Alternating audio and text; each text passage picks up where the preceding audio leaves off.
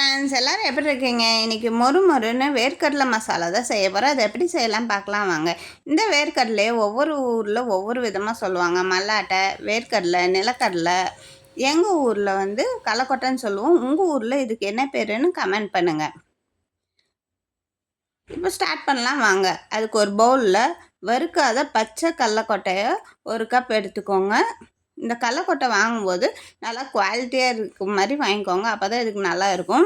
எந்த கப்பில் கடலக்கொட்டை இருந்தீங்களோ அதே கப்பில் 1/2 கப் கடலை மாவு. இது ஜலிச்சு கட்டி இல்லாமல் எடுத்துக்கோங்க.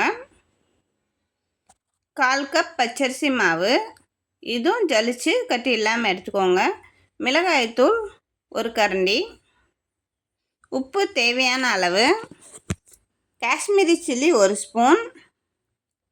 இது பெருங்காயம், கட்டி பெருங்காயம் தான் நான் எடுத்துருக்கேன். உங்கள்கிட்ட தூள் பெருங்காயம் இருந்தாலும் போட்டு நல்லா மிக்ஸ் பண்ணிக்கோங்க. ஃபுட் கலர் இது ஆப்ஷனல் தான், வேணும்னா யூஸ் பண்ணிக்கோங்க. ஸ்டவ் ஆன் பண்ணி ஒரு தாளிப்பு கரண்டி வச்சு 1 குழிக்கரண்டி தேங்காய் எண்ணெய் யூஸ் பண்ணுங்கள். அப்போ தான் இதுக்கு ரொம்ப நல்லா இருக்கும். நான் இன்றைக்கி செக்கில் ஆட்டின தேங்காய் எண்ணெய் தான் யூஸ் பண்ணிட்டுருக்கேன். உங்கள்கிட்ட என்ன இருக்குதோ அது யூஸ் பண்ணிக்கோங்க. தேங்காய் எண்ணெய் நல்லா காஞ்சோடனே கொதிக்க அந்த மிக்சரில் ஊற்றி நல்லா மிக்ஸ் பண்ணிக்கோங்க. கையால் மிக்ஸ் பண்ணிடுறதாங்க, கை வெந்து போகும். கரண்டியால் நல்லா மிக்ஸ் பண்ணிக்கோங்க. கை பொறுக்கிற சூடு வந்தோடனே கொஞ்சமாக தண்ணி தெளித்து நல்லா பெசரி எடுத்துக்கோங்க. இதுக்கு கொஞ்சம் 1/4 கப் அளவு கூட தண்ணி தேவைப்படாது. இந்த மாதிரி ஸ்டிக்கியான பதத்துக்கு வர வரைக்கும் பிசையுங்க. கையெல்லாம் நல்லா வாஷ் பண்ணிவிட்டு நல்லா தொடச்சிக்கோங்க. கையில் ஈரப்பதம் இருந்தால் நம்ம எண்ணெயில் பொரிக்க போகிறோம். அப்போ அந்த எண்ணெயானது வெடிக்க ஆரம்பிக்கும். இதுக்கு நான் ஆப்பச்சட்டி மாதிரி இருக்கிற குழியான சட்டி தான் எடுத்துருக்கிறேன். உங்கள் வீட்டில் என்ன இருக்குதோ அது யூஸ் பண்ணிக்கோங்க.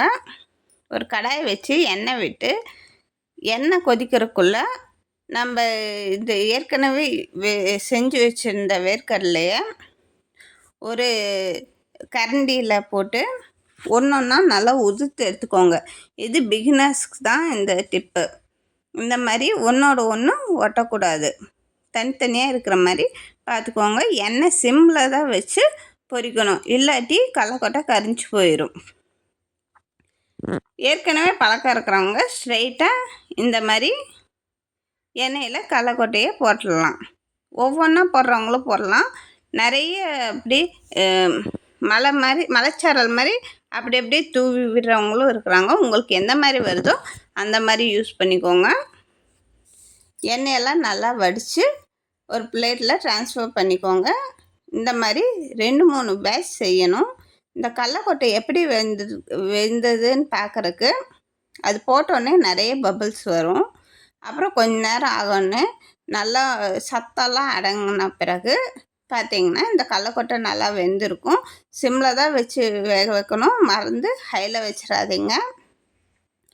அதே எண்ணெயில் கருவேப்பிலை கொஞ்சம் போட்டு நல்லா பொரித்து எடுத்துக்கோங்க.